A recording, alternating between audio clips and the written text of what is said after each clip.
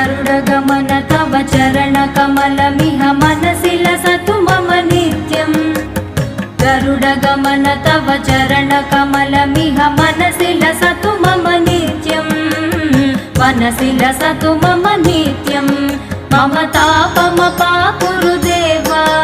मम पापमपाकुरु देव मम तापमपाकुरु देव मम पापमपाकुरु देव जलजनयन विधिनमुचिहरण मुख विबुध